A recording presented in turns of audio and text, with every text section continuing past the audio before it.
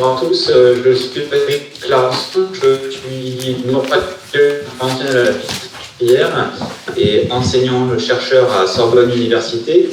Je souhaitais tout d'abord remercier les organisateurs de m'avoir invité pour cette lecture où je vais vous parler de neuroradiologie interventionnelle et quels sont finalement les points de contact qu'il pourrait y avoir avec la psychanalyse, entre ma spécialité et la psychanalyse. Tout d'abord, un petit mot, qu'est-ce que c'est que la neuroradiologie interventionnelle, l'acronyme NRI, donc mon métier finalement.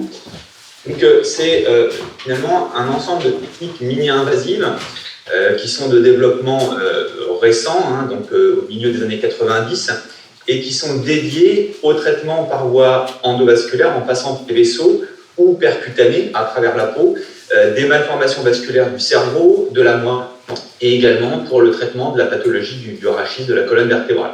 Donc le leitmotiv de ma spécialité, c'est opérer toutes ces pathologies sans inciser. Donc toutes les interventions vont se faire soit par voie naturelle en passant par les vaisseaux ou par voie percutanée à travers la peau mais sans l'inciser. Alors voilà un florilège des principales pathologies que nous prenons en charge dans ma spécialité.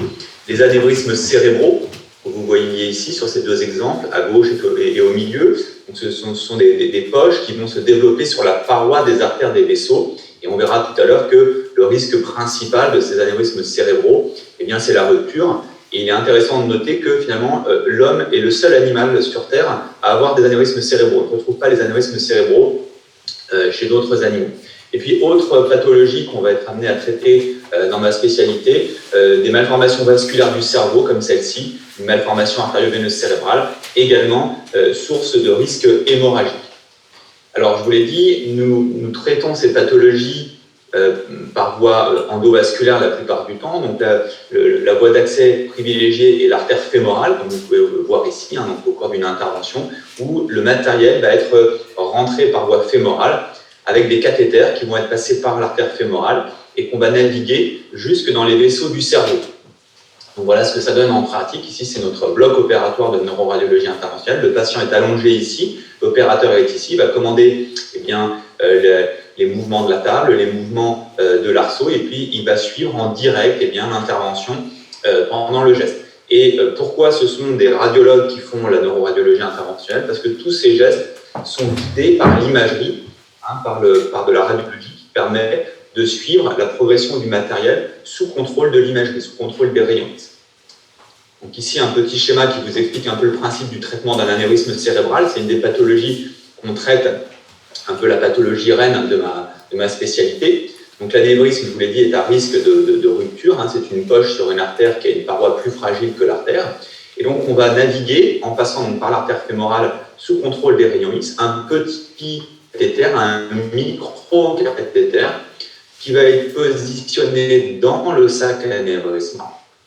Et ensuite, on va colmater, entre guillemets, l'anévrisme en déployant des spires de métal à mémoire de forme qui vont permettre de combler l'anévrisme et de faire en sorte d'éviter le risque hémorragique. Donc voilà ce que ça donne en pratique. Ça, c'est ce qu'on voit, nous, quand on fait l'opération. C'est cet anévrisme ici sur une artère du cerveau qui est située sous les lobes frontaux. Et puis, vous voyez le micro-cathéter tel qu'on le navigue pendant une intervention, et puis ces spires de métal qu'on va déployer dans le sac de l'anévrisme pour le colmater, pour le boucher de l'intérieur, entre guillemets. Un autre exemple, vous voyez un tout petit anévrisme ici sur une artère à proximité du lobe frontal, le microcathéter qui est navigué en passant par l'artère fémorale, qui va être guidé jusqu'à l'anévrisme, et on va occlure avec ces spires de métal le sac anévrismal. Ça, ce sont les anévrismes qu'on traite par voie endovasculaire. Autre pathologie reine dans ma spécialité, les AVC, les accidents vasculaires cérébraux, qui se manifestent par un déficit neurologique brutal. Donc là, vous avez une patiente qui présente une hémiplégie en rapport avec un accident, donc une hémiplégie gauche en rapport avec un accident qui intéresse la partie droite de l'hémisphère cérébral, en rapport avec une occlusion d'une artère qu'on appelle l'artère cérébrale moyenne.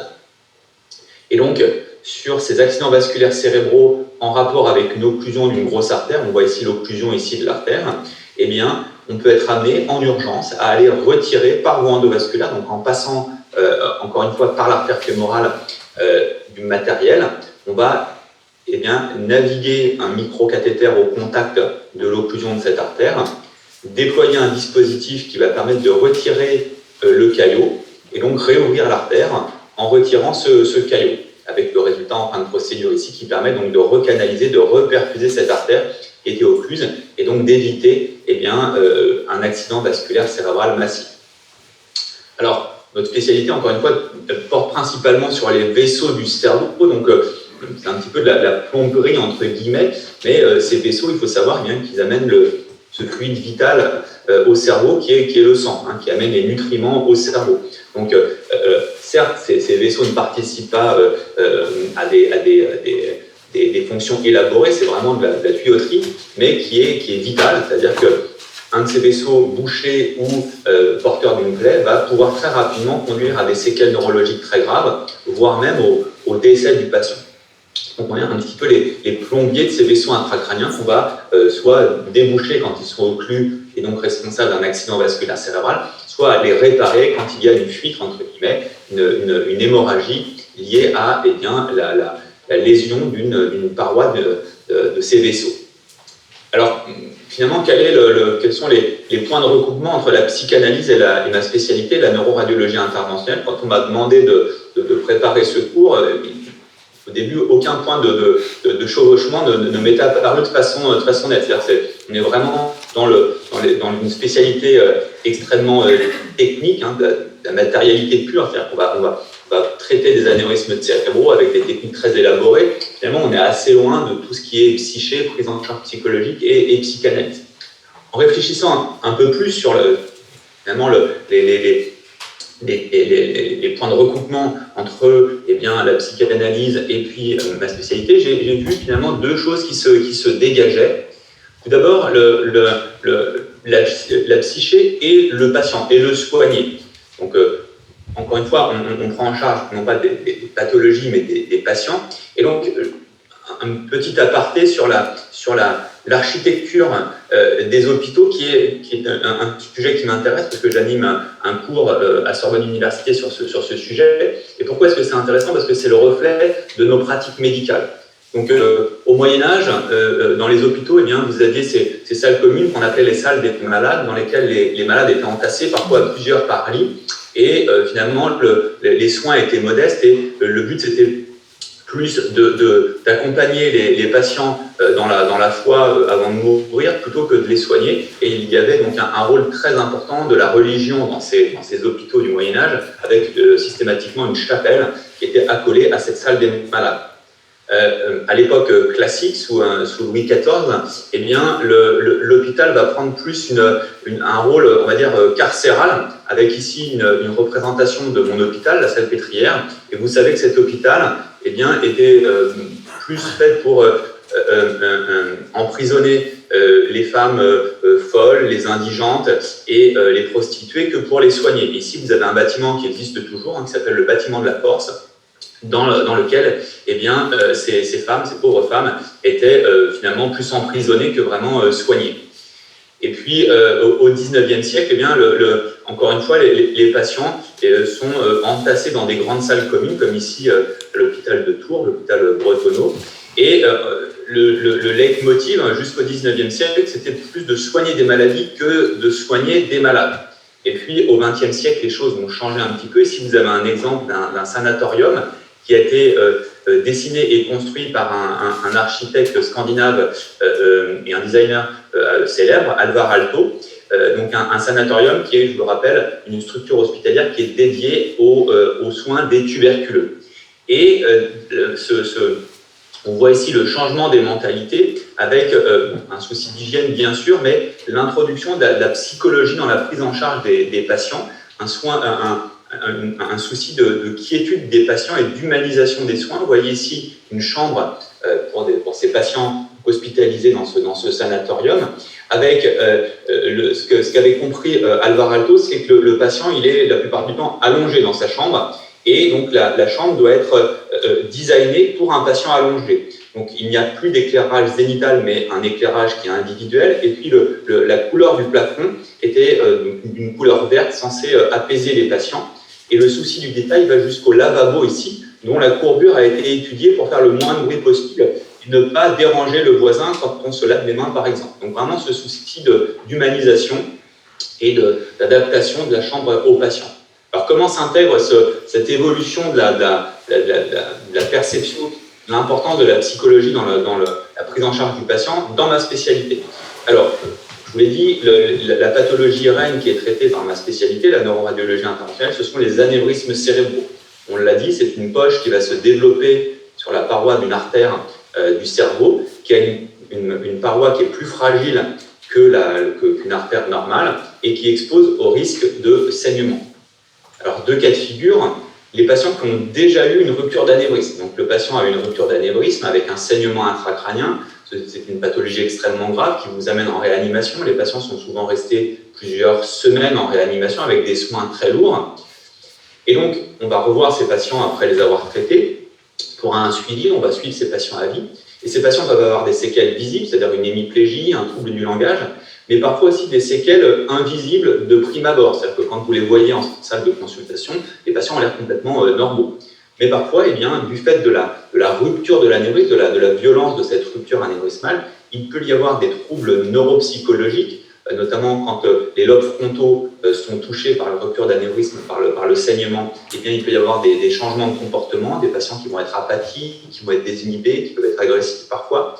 Également, parfois, des troubles de mémoire, des troubles de l'attention, ce qui fait que parfois les patients peuvent ne pas pouvoir reprendre leur travail. Et puis également des syndromes de stress post-traumatique, c'est-à-dire que la rupture est survenue de façon brutale, le patient étant en bonne santé, une rupture d'anévrisme qui va le conduire en réanimation avec plusieurs semaines de réanimation. Et donc chez le patient, une crainte très importante, très prégnante d'une récidive, et donc ceci génère un stress post-traumatique.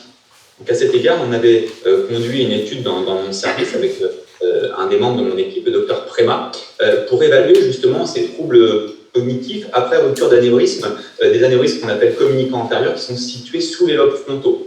Et on avait spécifiquement étudié des patients qui avaient des IRM normales, c'est-à-dire qu'il n'y a pas de lésion du parenchyme cérébral visible sur une IRM classique. Donc 12 patients avaient été étudiés dans cette étude, et finalement on avait mis en évidence sur des séquences un petit peu élaborées, des séquences de tenseurs de diffusion qui permettent d'évaluer l'intégrité des fibres de substance blanche. Finalement, il y avait des lésions non visibles sur les IRM classiques qu'on pouvait déceler avec ces séquences de recherche. Et également très important, chez ces patients, eh bien, il y avait des troubles neuropsychologiques, c'est-à-dire des troubles de l'attention, des troubles de mémoire. Dans 75% des cas, et 25% de ces patients avaient des troubles sévères, une dépression dans 50% des cas, 50% de ces patients, et également un syndrome de stress post-traumatique dans 25% des cas. Donc en fait, cette rupture d'anévrisme, qu'est-ce qu'elle va induire dans la psychologie du patient? Eh bien finalement, le patient va se rendre compte que sa vie ne tient qu'à un fil. C'est-à-dire que on sait tous finalement que la vie ne tient qu'à un fil. Et là, le patient, il l'expérimente dans sa chair. C'est-à-dire qu'il le perçoit dans sa chair, le côté très précaire de la vie finalement. Et dans les suites, dans les mois, dans les années qui vont suivre la rupture d'anévrisme, eh bien, le patient va avoir une vraie hantise de la récidive. C'est-à-dire dès qu'il a une nouvelle céphalée, même une céphalée banale, il va avoir la crainte d'une nouvelle rupture d'anévrisme qui va le hanter. Et puis, autre élément, ici, je vous montre un exemple d'une artère très importante qu'on appelle l'artère basilaire. Vous savez que dans l'anatomie, généralement, il y a une redondance, c'est-à-dire qu'il y a une symétrie. Par exemple, on a deux reins, comme ça, si un des reins ne fonctionne pas, le deuxième prend le relais. Mais il y a certaines artères, comme cette artère basilaire, qui est unique, une petite artère qui fait 4,5 cm de long, 3,5 mm de diamètre, qui est située en avant du tronc cérébral. C'est une structure qui est située sous le cerveau, qui est une sorte de poste de commande du cerveau, qui va contrôler la fréquence cardiaque, la fréquence respiratoire et également l'éveil. Et cette artère basilaire, finalement très petite, eh bien, si elle s'occlue, eh bien, ça peut conduire au décès, voire à des symptômes neurologiques extrêmement graves, des séquelles neurologiques très graves. Avec notamment ce syndrome que vous connaissez peut-être, hein, qui est secondaire à une occlusion de cette petite artère, qui est le Locked-in syndrome, qui va vous donner une tétraplégie avec une paralysie faciale bilatérale et uniquement une préservation de la verticalité du regard. Donc, finalement, ces patients sont prisonniers un petit peu dans leur corps et ne peuvent communiquer qu'avec des mouvements verticaux du regard. Et peut-être avez-vous lu ce livre, ce témoignage de Jean-Dominique Bobby, qui a raconté, donc qui a été victime de ce type d'accident vasculaire cérébral et qui a raconté uniquement avec un système de code de lettres avec ses mouvements verticaux du regard, qui a raconté son expérience très douloureuse de l'opt-in syndrome, et bien sûr un film a été tiré de cet ouvrage. Donc encore une fois, quand on est victime d'une rupture d'anévrisme cérébral ou d'un AVC, on touche du doigt le fait que finalement la vie ne tient vraiment qu'à un fil, qu'à une petite artère qui mesure un peu plus de 3 mm de diamètre.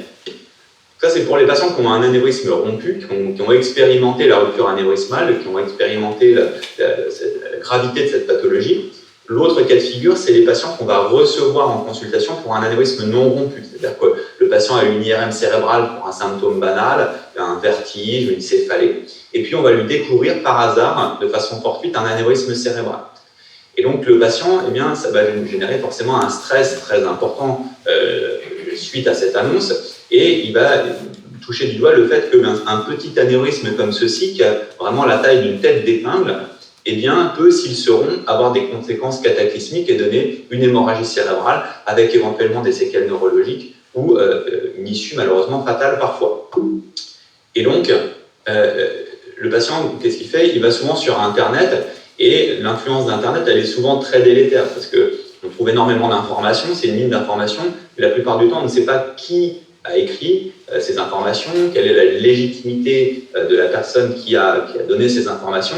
Et donc les patients vont avoir un flot d'informations, la plupart du temps erronées ou approximatives.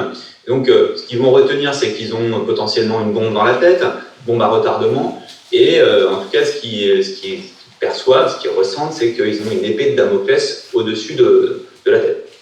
Et donc il est très important, quand on reçoit ces patients en consultation, eh bien, déjà d'avoir un entretien assez long pour leur expliquer les choses. La première chose que je dis à ces patients chez qui on découvre un anévrisme cérébral de façon fortuite, c'est que finalement les anévrismes ne sont pas exceptionnels dans la population générale. Il y a 2 à 5% de la population générale qui est porteuse d'un anévrisme cérébral, la plupart du temps sans le savoir. Donc déjà, ça dédramatise un petit peu le contexte, dans la mesure où les patients se sentent un peu moins seuls, et il y a 5% de la population qui partagent leur pathologie.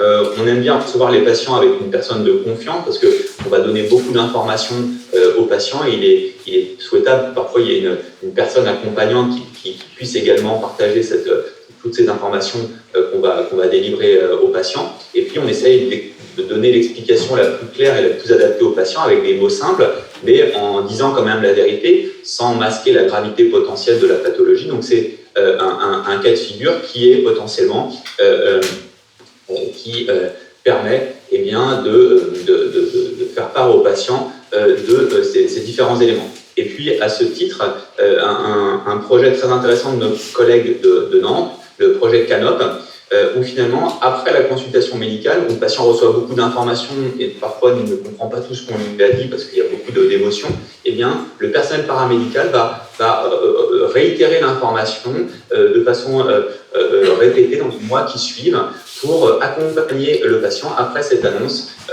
sur cette pathologie anévrismale.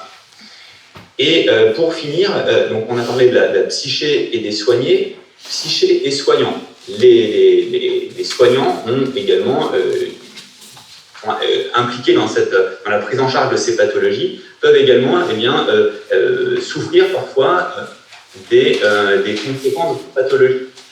Nous réalisons des gestes extrêmement à risque pour traiter ces anévrismes cérébraux, avec des risques de perforation, de rupture d'anévrisme, des risques de complications ischémiques qui peuvent laisser des séquelles.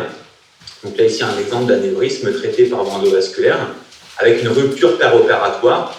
Vous voyez, un saignement péropératoire, donc un stress majeur pour l'opérateur, un risque de décès sur table. Et donc l'anévrisme va être traité avec succès, mais encore une fois, ces complications opératoires sont extrêmement angoissantes pour l'opérateur. Donc nous traitons des patients avec des risques de complications sur les interventions que nous réalisons, avec des risques de complications fatales ou de séquelles neurologiques sévères, un lock-in syndrome, une paraplégie. Et donc c'est parfois difficile à assumer par l'opérateur, qui n'est pas une machine, hein, et aussi difficile à encaisser pour l'équipe qui aide l'opérateur. Et ça peut faire ressortir parfois des craintes personnelles, des peurs ou des traumas enfouis. Et donc, c'est la notion de la deuxième victime, c'est-à-dire que le patient qui a une complication, bien sûr, c'est la première victime, mais la deuxième victime, ça peut être l'opérateur qui peut très mal vivre cette complication. Et également, donc l'opérateur peut être la deuxième victime de l'opération, mais également le personnel qui aide l'opérateur, le personnel paramédical.